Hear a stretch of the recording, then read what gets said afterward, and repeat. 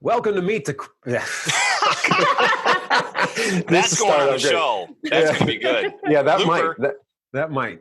Welcome to Meet... All right, here, you ready? Go. Meet the Pressers with Matt Mallory and Clint Macro. Brought to you by Public Safety and Education and the Trigger Pressers Union. And now, your hosts.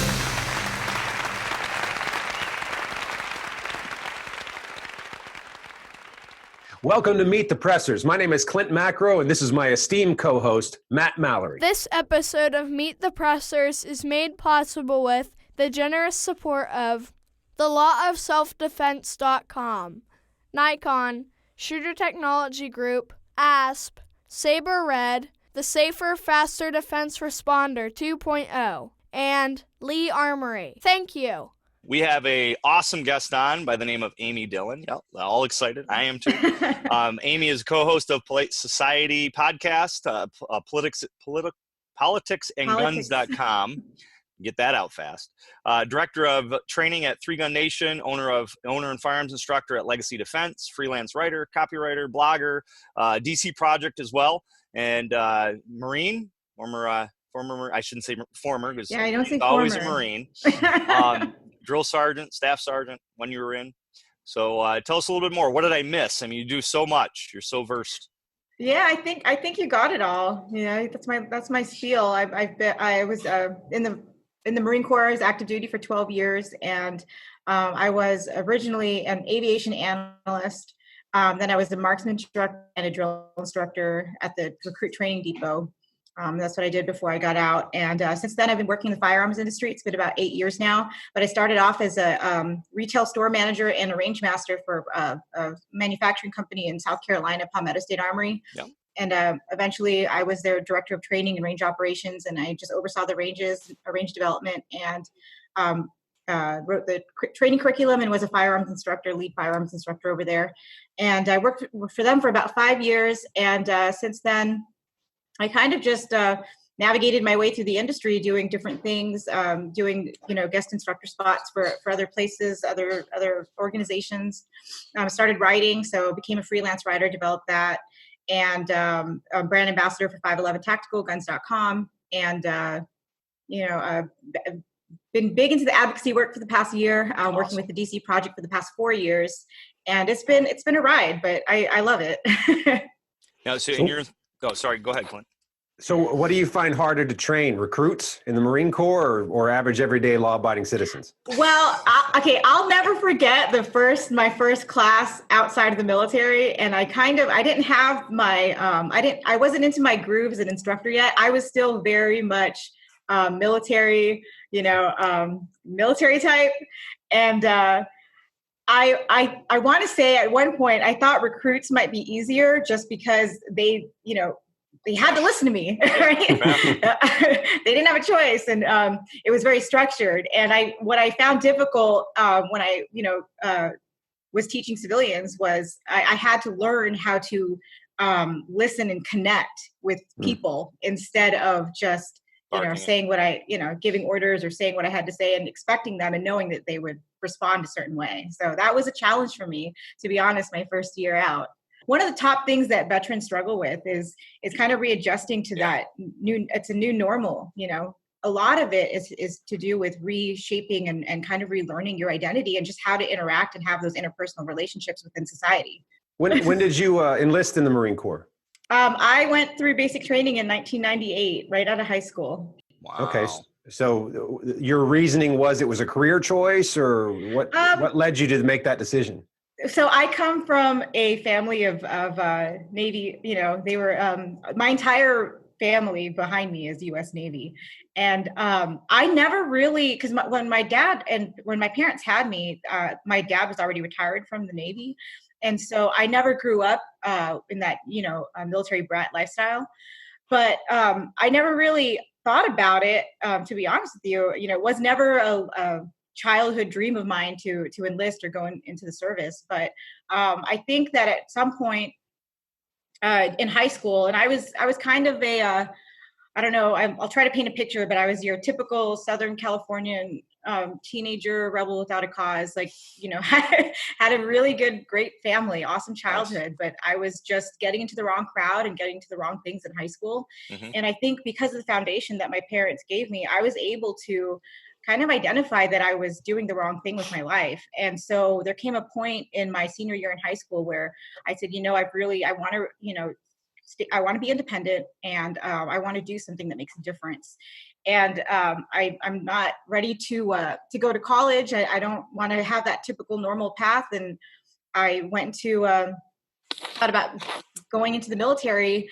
And of course, me being kind of rebellious, I said, well, I'm not going to join the Navy just because everyone in my family is in the Navy. And so I started looking at the different services, branches of service.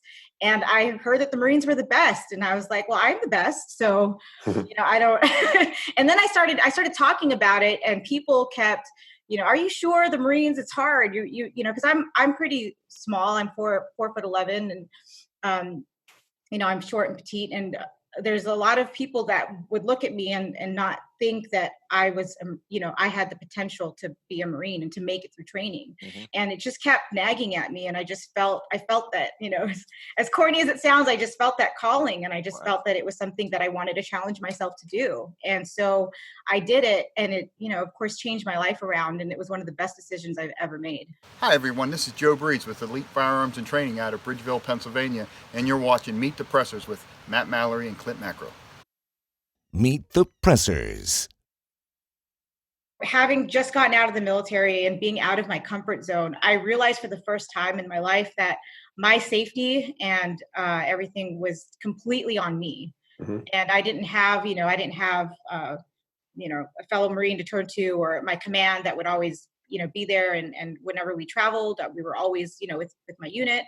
And I felt very alone, if you can mm-hmm. understand that. And so I started learning and finding this whole world of instructors that taught this defensive lifestyle. And I started getting more involved as an instructor, which of course I met so many people, and through students. I was teaching, probably when I first started, I was averaging about 1,000 students a year. Mm-hmm. And the more people I spoke to, I just realized how important the Second Amendment was to them, the fact that they were able to carry. I met a lot of, unfortunately, I met a lot of women who were coming to learn about how to train with a gun because of an incident that they were involved in, or, being a victim of a violent crime. And it made me start thinking more about what the Second Amendment means to, an average citizen. And I never really, as weird as it is, I've never really thought about it in that term when I was in the military, because I was under a different set of rules. I had a different mindset. And it really made me think about how important that Second Amendment was to a citizen. And, on the flip side, and this is something I talked about at the rally during my speech, I was talking about what happened with my family when they were in the Philippines. And the story of that, it's my in the 1940s, the Philippines, when they entered World War II, it's because the Japanese came to the Philippines and they were trying to seize them. And my family was directly affected because my grandfather was fighting with the U.S. Navy at the time as a Filipino citizen. He was fighting with the U.S. Navy, but he got his citizenship because of that. He never came back from the war. He never came back. They never found him. And my dad, who was a young boy at the time, he was about 7, 8 years old. They were in the house when the Japanese soldiers came in, and basically they were there to kill people and leave or take over. Yeah. And my grandmother escaped with my dad and my uncles, all young at the time, and they ran to the mountains that were in the back of their village, and they hid there for several months. And one of my uncles actually passed away when he was an infant because he died from bomb injuries. Jeez. So I heard this, I knew this growing up, and my dad really instilled so much patriotism and service to country in us growing up because he lived that. And so that's something I always carried with me. And but then I saw a bigger scope of that, meeting all these people in my concealed carry and other training classes. And it forced me to reevaluate, what our duty is as a citizen, to really knowing what this country stands for and standing up for that in any small way possible, even if it's just talking about it and just educating the person next to you. I mean, not everyone has the time, money, and ability to go out and do the advocacy work, that like we in the DC Project do. But there's still small ways that people can contribute. And I think a lot of it now is just really lack of education. And I really have to say that politics and politicians, they try to spin it, and the mainstream media spins it a certain way. And I think that it's our responsibility to kind of share with everyone that we can why it is that we're doing what we do when it comes to saying that the Second Amendment says shall not be infringed for a reason. And there's really no other country in the world that has that ability to defend ourselves as a nation that we do. Yeah, as you mentioned, it's a civic duty. We, as citizens, we have the duty to exercise our rights. We got a whole bunch of rights to exercise. We're exercising one right now. We're exercising our First Amendment rights. We're using our soapbox. But as far as the Second Amendment's concerned, I mean, there's that righteous portion of it that we use the Second Amendment to defend ourselves and family. But an armed citizenry, an educated and armed citizenry, is truly the fourth check and balance of a constitutional republic. Hey everybody, Maggie Mordaunt here with Women's Defense Network. This is Ken Ortega with HPP Training. Tune in to Meet the Pressers with Clint Macro. And Matt Mallory. Meet the Pressers. When I was teaching classes all the time, it kind of, forced me to reevaluate, well, what should I be doing? And I never really was that. I would talk about why it's important to defend, our Second Amendment. I would talk about people, join your state groups. And in my classes, I would always emphasize, different organizations and highlighting different organizations that they could support. But when my friend, I was good friends with Diana Muller at the time, and I met her originally through Three Gun. But so she called me about 4 years ago with this idea she had about, what the DC Project is now. And so she called me and I said, yes, I'm in, count me in. What do you need? Awesome. That's how I started with them. But I've been with DC Project from the beginning, and it's been amazing to see how we have taken it so far. And I really have to credit Di with the amount of man hours that she puts in behind the scenes that a lot of people don't see. But when we first talked about the DCU project, she envisioned our group being able to be witnesses for our Congress members if they ever had questions about if a certain proposed bill should pass. That makes sense. A few weeks ago, she was testifying at Congress against the assault weapons ban. So for me, it was really emotional being in that room with her, because that is what she told me she wanted. The direction she wanted to go. And it was just amazing. It's amazing. Clint and I do that a lot locally in our states. We go down and meet with the politicians and that's awesome. Tell them things. And so the DC Project, that's kind of hitting it at a national level, which is what we need. We need people doing it locally, like Clint and I do. We need people doing it nationally, like you guys are doing with the DC Project, because there's politicians abound all over the state and all over the country. Well, I think regular citizens also need to understand that they don't need to be afraid of their elected officials, and they work for us. They do work for us. They are a little bit of a different animal. Talking to politicians is a little different. They think differently. I think, unfortunately, a lot of them, their only concern is to be a reelected politician. That's why I'm huge for term limits. But that being said, there are many in the halls of the legislature that really want to do good, whatever that means to them. Yeah. And many of them are very uneducated when it comes to the Second Amendment and the Constitution. Yep. So it's on us to educate ourselves and then impart that information to the legislators and help those legislators and encourage those that are pro-liberty. And the ones that are not, we need to try to educate them. And then if they don't want to be educated and they don't want to see on the side of liberty, then we need to do everything we can to get them out of office. Yep, oust them. Yeah, and Clint, you bring up a great point. You said it's up to us to educate our legislators. And I don't know what experience you guys have, but for us on the national level, when we get our meetings, within the Senate and House, a lot of times we meet with the staffers or legislative aides who are the ones that are actually writing the bills. Yes. And I mean, we've asked them before, what is your experience with the firearm? And it's surprising, it's shocking, really. Yes. That Scary. Sometimes it's no. And if people, I don't think that the general public, unless you have done the work that we do, a lot of people don't realize that. They think that the politicians are educated when it comes to these issues, and they're really not. They don't have that experience, and they're not in it. It's a different, very different. Well, we make assumptions, and especially as gun people, we take for granted what we know. It's like everyone knows what a revolver is. Well, no, everyone doesn't, right? Right. Talk about this, and we do instructor development. Don't underestimate what you know, and don't assume that your students got it. Right. We had Josh Prince on the show, and he was talking about how, just because you're a lawyer doesn't mean that you know anything about self-defense laws. And Branca kind of echoed the same sentiment. Everyone has their own niche, and legislators, there's a whole lot about the Constitution and the Second Amendment specifically that many of them don't have up in their noggin. Right. They've got to dissect it and analyze it just like we do, it's kind of the same thing being a firearms instructor. You can't tell someone, oh, you get your sight alignment, sight picture.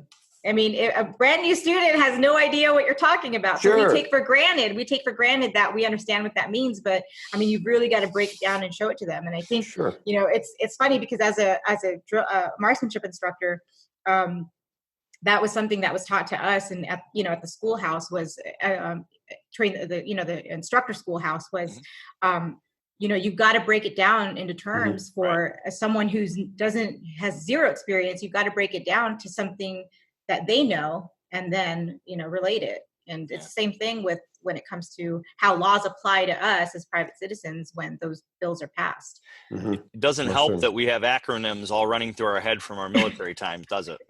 Oh, you guys in your or military time. Military time, Military time. Yeah, yep. I have a problem with military time. It's crazy. So I have my phone. I have it on the. So do I.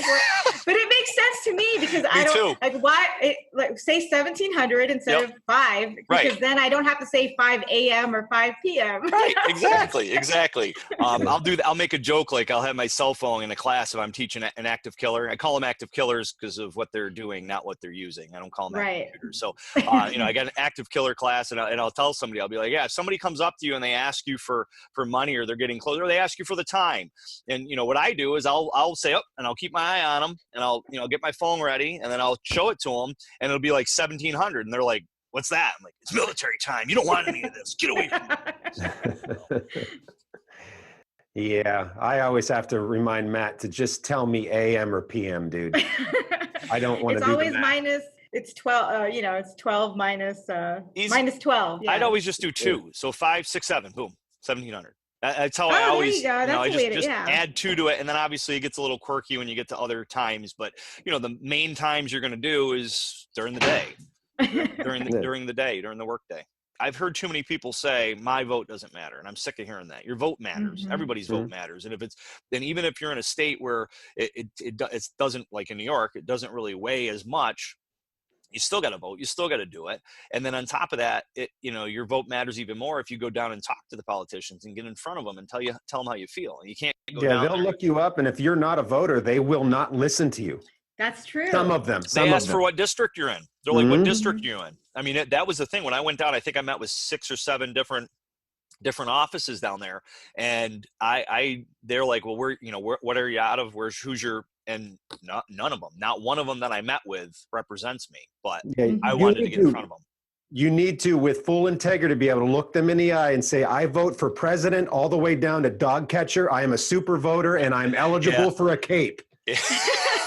Well, and I think a lot of people, they think that, oh, well, my vote doesn't count, and what can I do? And I just, it really, just Clint, as you were saying earlier, it's our civic duty to know these things and to know who we're electing, to know what issues are on the table, and to get involved with your community. And you don't have to have like I said earlier, a person doesn't have to have the time, money, and ability to go out and do all the things that maybe you, myself, or Matt is necessarily doing. But what you can do as a voter is make sure you vote. You can also make sure that you're staying up to date with issues, watching the news, what's going on.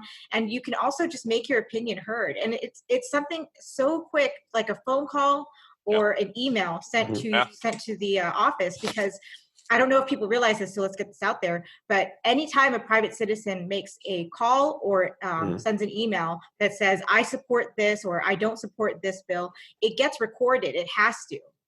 So I mean, that's a way that you can, make your opinion known and kind of get involved without having to go somewhere or spend any money. It's my feeling that the national organizations are not going to save us. Our true strength lies in local politics and statewide politics. In South Carolina, what organization would you recommend people get involved with if for any other reason, just to stay up to date on what's going on legislatively? Well, I'm actually a member of South Carolina Carry, southcarolinacarry.org. I'm also a member of Georgia Carry and Florida, and that's because I think with those bordering states, I forgot when this bill was passed. I think it was about 5 years ago, but it used to be with permits wise, South Carolina and Georgia did not have reciprocal permits. And the two organizations working together, South Carolina Carry and Georgia Carry, we that was something that we always took to our local politicians and explained why that was important and how it, the way the bill was worded and the way the reciprocity wasn't set up, the reasoning behind it didn't make sense. And it had to do with the fact that South Carolina requires training for a permit where Georgia did not. And it just seemed that, the reason South Carolina didn't reciprocate with Georgia and the reason Georgia didn't reciprocate with South Carolina is because it was just not disagreement with the two states on who was right. And, but that was affecting us, the permit holders. And so set aside the differences and let's, we need to reciprocate each other's permits. And we worked on that for a few years with South Carolina and Georgia Carry. And I mean, we did get it. I don't know if we did, but it did pass. The two states now recognize each other's permits. And that happened about, I want to say 4 or 5 years ago, but absolutely. I think at the local level and the state level is where we need the biggest supporters and the biggest push for advocacy. The easiest way for people to reach out to me to learn more about classes I'm teaching and a schedule is just connect with me on Facebook. It's Adam May Dillon or Amy Dillon as well on there. Well, it's been awesome having you on the show. Look forward to seeing you at SHOT Show and hopefully maybe in between at other events. Yeah, thanks for having me, guys. I appreciate it. It's been really fun and awesome. Yeah, thanks for coming on. And thank you for your service. Thank you. Stay safe. We have a lot of sponsors that made this show possible. Make sure you check them out and give them your business. This episode of Meet the Pressers is made possible with the generous support of the lawofselfdefense.com, Nikon, Shooter Technology Group, ASP, Saber Red, the Safer, Faster Defense Responder 2.0, and Lee Armory. Thank you. Hokey smokes, Matt. What do you got there? A big, fine revolver. BFR. Car Arms 4570. 10.5-inch barrel. Just shot it yesterday at 108 yards at a steel target in my back. That's like a handheld rifle. It is. 4570 rifle round. It's a beauty. And of course, it's donned with my Nikon scope, who is a sponsor of the show. And Car Arms being a personal sponsor of myself, my company, PS&Ed. That looks like a lot of fun to shoot once or twice.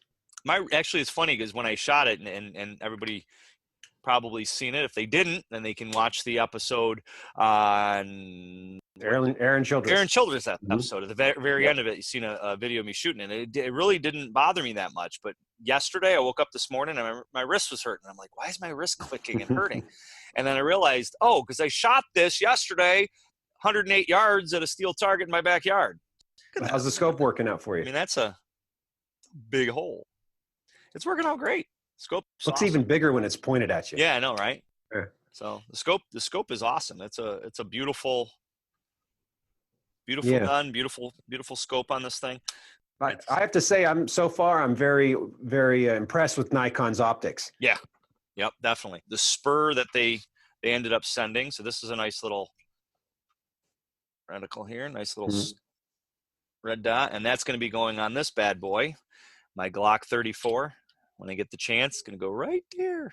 So Nikon's been a sponsor of PS&Ed for quite a few years, and I ended up measuring out the distance with my Laser Force binoculars here. Nice range finding binoculars. So that's what I ended up measuring out the distance with. And then obviously I've had here in the background for a while, my nice little field scope. Beep, beep, beep. This thing.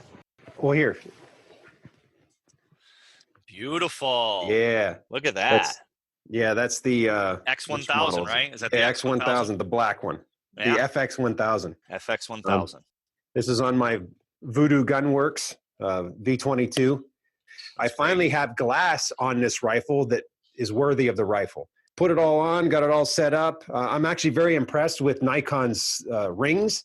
You know, a lot of times rings are kind of like overlooked. They're like the red-headed bastard stepchild of scope mounting devices, but they're really high quality. They're lightweight, and they're made in the U.S., which was an added bonus. I kind of expected the rings to be, import, but they're made in the U.S. Yeah. And a really nice set of rings, nice glass. I haven't zeroed it yet. I'm going to be doing a video on that when I zero it out. And with this rifle, that glass, and the ammo I'm using, I should be able to hit 6-inch pingers out to 300 pretty consistently. Yeah, but you know what sucks? Come turkey season, when I'm on the other side of this hillside trying to harvest one of these animals, they'll be nowhere in sight. They'll be laughing at you. So the Allegheny County Sportsman's League, we just published a brochure on chronic wasting disease. And it's pretty important that people are aware of chronic wasting disease and what they can do as sportsmen to help kind of manage it. Sportsmen, hunters, we are the first line of defense against CWD. So in the brochure, it talks about what can be done with the high-risk parts, the brain, the spinal cord, the lymph node. We need to keep that stuff in the area where we know that CWD exists to help kind of stem it from spreading. Ultimately, it will spread. It's going to spread. I mean, if you look at what's happened in other states, it's just inevitable. So one of the things that we're doing at Allegheny County Sportsman's League is we're also looking for a cure. And we've funded some research through the North American CWD Project, which you can look at their website to see what's going on with that. And we're financing that. We're one of the donors. We've pledged a great deal of money over the next 3 years to help with that. One of the first goals with the North American CWD Project is to give sportsmen a kit that they can test the deer in the woods. Nice. So you wouldn't need to send it away for months. Right now, if you take the head and put it into a collection bin, if you harvest that deer in a CWD area in Pennsylvania, the Game Commission will pay for the test to see if it has CWD, but it takes a fair bit of time, anywhere up to 4 weeks. So what we're trying to do is develop these test kits that can be done in the field, and we're going to be beta testing them here in Pennsylvania as soon as we have them ready. The Canadians and Germans did a study where they were feeding infected meat to macaque monkeys, I believe. Was the primate, and the primates did contract the disease or a strain of it from eating the meat. Now, to be honest, I don't know how much meat that was. I don't know if they were like force feeding them nothing but contaminated meat for a long period of time. But the bottom line is, ultimately, they were contracting the disease. So this is another reason why CWD needs to be really paid close attention to. Yeah, I didn't know that. That's interesting. We've had the issues of it here in New York, like you alluded to, but it was never really as much of a concern, and we have gotten it under control some. But it's huge. I mean, a lot of people make the joke it's zombie deers, right? No. If you look at mad cow, Creutzfeldt-Jacobs disease in humans, and actually the research that North American CWD Project is doing, they claim that through their research, the bacterium that causes CWD is the same bacterium that causes Creutzfeldt-Jacobs disease in mad cow. So it's all related. So anyhow, it's a huge problem, and here in Pennsylvania, it's getting bigger and bigger every year. So how long has it been around? Because it makes me think like cancer and AIDS and different things like that, different diseases that somehow, some way they came from something caused them. They didn't have AIDS, they didn't have cancer that we know of back in like Jesus's time, right?